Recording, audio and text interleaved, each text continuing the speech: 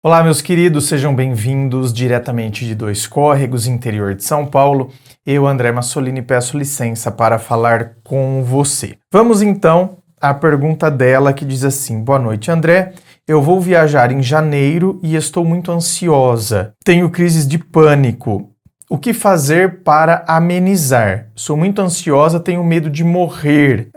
Medo de morrer. Minha querida, às vezes a gente tem que racionalizar coisas, igual a pessoa que tem medo de ser traída. O raciocínio tem que dizer, olha, a pessoa que quiser trair, meu bem, vai trair. Não adianta você ficar com esse medo todo. Pelo contrário, você fica tão preocupada com esse medo que você começa a enxergar coisa onde não tem. Enxergando coisa onde não tem, você discute com a pessoa, você briga com a pessoa e brigando com a pessoa causa estresse semanais, se não diários, e com isso a pessoa termina com você. Então, o medo de ser traída é porque parece que se eu for traída eu vou ser trocada e a pessoa vai me deixar. Sendo que esse medo de ser traída é que fez com que, na verdade, a pessoa me deixasse. Então, por isso que eu preciso racionalizar o que eu tenho de real e concreto para eu achar que a pessoa vai me trair ou está me traindo. Então eu tenho fato ou eu tenho paranoia. E a pessoa, se ela quiser me trair, meu bem, ela trai. Ela acha meios. Eu já disse esse exemplo aqui porque para mim foi a coisa mais estranha que eu já vi, que a mulher vasculhava o celular do marido, olhando Messenger, WhatsApp, direct de Instagram, olhando tudo isso. Chamadas. Nunca descobriu nada. Sabe por quê? Porque ele tinha um aplicativo OLX baixado, aí ele trocava mensagem com uma moça. Então a moça tinha um anúncio, por exemplo, sei lá, tinha um anúncio lá, uma máquina de lavar.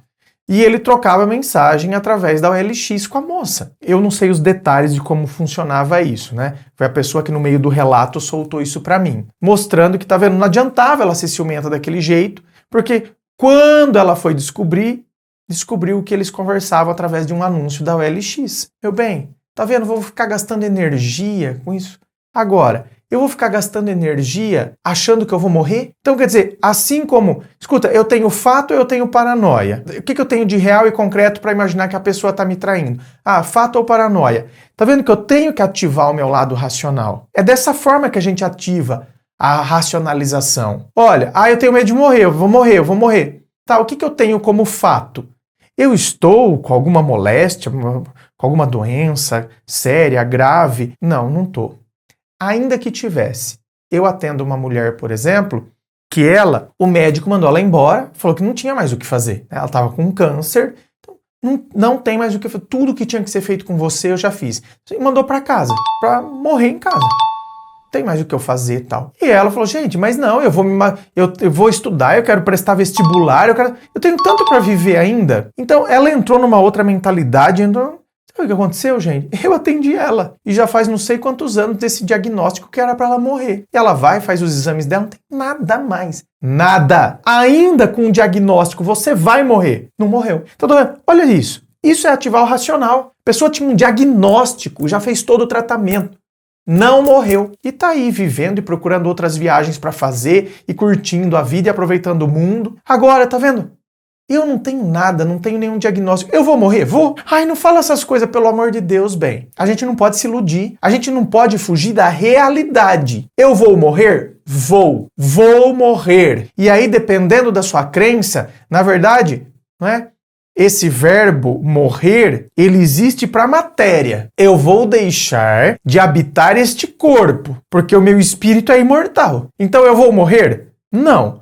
Eu vou abandonar esse uniforme que eu vim na escola da vida. Eu vim com esse uniforme para aprender algumas lições. Agora eu abandono esse uniforme e volto para o mundo espiritual, porque eu sou um espírito e o espírito é imortal. Então tá vendo como... Dependendo da ótica que você olha, eu nem entendo que eu morro. Eu só abandono esta forma física na qual eu me encontro agora. Então, a morte se torna um peso, um medo? Não. Dependendo da crença que a pessoa tem, não. É óbvio, na hora da morte, a pessoa, ela deve ficar aflita, não quero, né? Ou recebe um diagnóstico, fica depressiva, tal. Mas, dependendo da concepção religiosa que a pessoa tem, ela supera isso com muito mais facilidade. Então, minha querida, Eu tenho que ter medo de morrer? Não faz muito sentido. Eu deixar de aproveitar a vida, deixar de aproveitar uma viagem, por exemplo, ó, vou viajar em janeiro. Então, eu vou deixar de fazer uma viagem. Olha, esses final de semana mesmo, eu estava me lembrando. Nós morávamos no sítio. Meu pai ainda mora, meu tio ainda mora lá no sítio.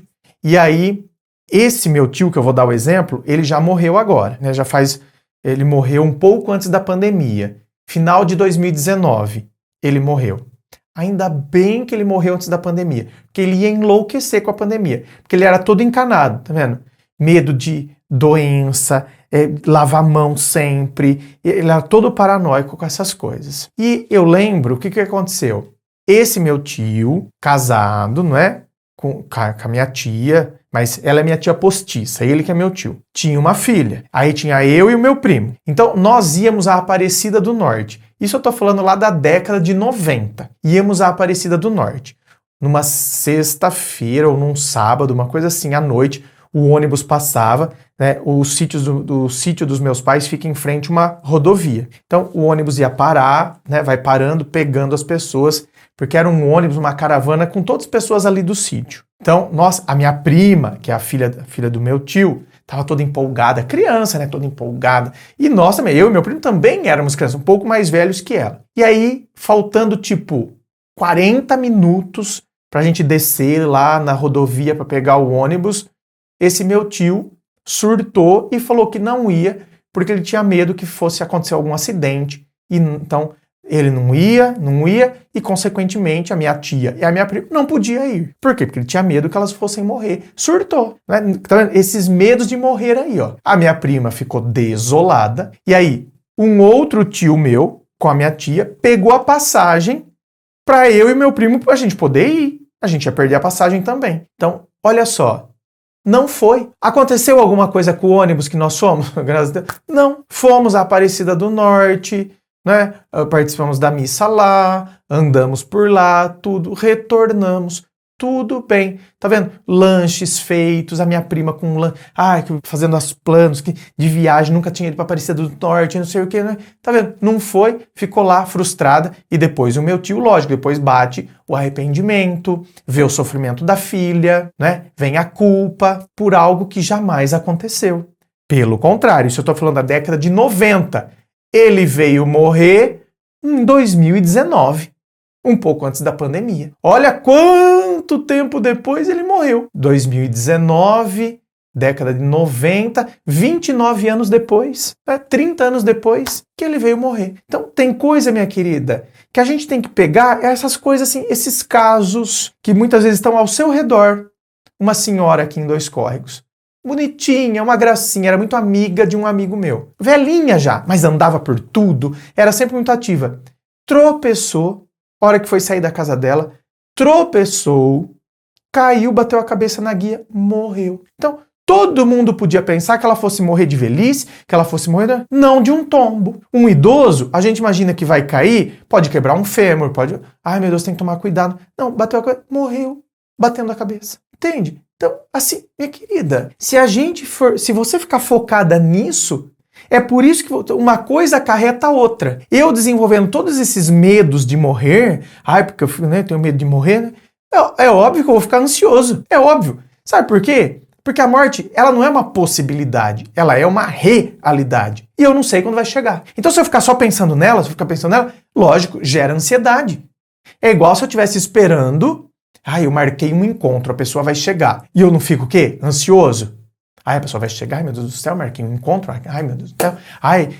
A minha tia de São Paulo tá para chegar, faz tempo que eu não vejo ela, fico ansioso, arruma a casa, tá tudo certinho. Arruma a manta no sofá, tá tudo certo. Eu fico ansioso. Então, a morte é uma realidade. Eu não sei quando ela vai chegar. Diferente da minha tia que vai chegar, tem um horário para chegar, eu sei que vai chegar, e eu já fico ansioso. Se eu passo num concurso e tô esperando ser chamado, não sei se vai chamar, se não vai, porque já chamou. Agora eu tô na lista de espera.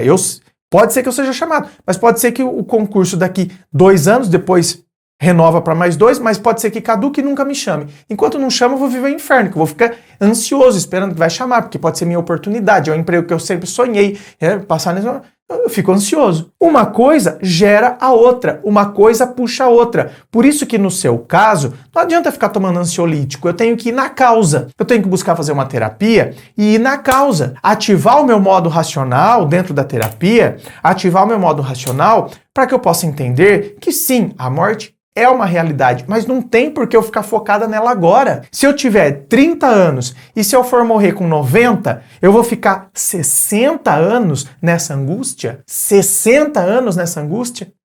Com 30, morri com 90. Vou ficar 60 anos angustiado com medo de morrer? Então, o meu tio, ele tinha esse medo de morrer. Tá vendo? Foi morrer 29 anos depois, mas durante esses 29 anos, esses 30 anos, ele ficou com essas paranoias. Por isso que eu falei, antes de contar o exemplo, eu falei, ainda bem que ele morreu antes da pandemia. Então, vale a pena viver dessa maneira? Por isso que eu tenho que constantemente ativar o meu modo racional. Eu tenho que ir na causa. Quando eu elimino essa situação, aprendi a ativar o meu modo racional. Aprendi a entender que não tem por que eu gastar energia com isso. Automaticamente, a ansiedade vai embora. A não ser que a ansiedade esteja associada a outra situação também. Então, é dessa mais de uma outra. Solucionei essa, aí vou solucionar a outra situação, que é um agente causador de ansiedade, para que eu tenha paz de espírito. Lembrando a você que aqui embaixo na descrição do vídeo tem as informações dos atendimentos que eu faço, tem as informações dos meus livros, Dor de Amor Tem Jeito, Teu Amor Próprio Te Salvou, que vão te auxiliar neste processo do autoconhecimento. Muito obrigado, beijo no coração e, é claro, um forte abraço.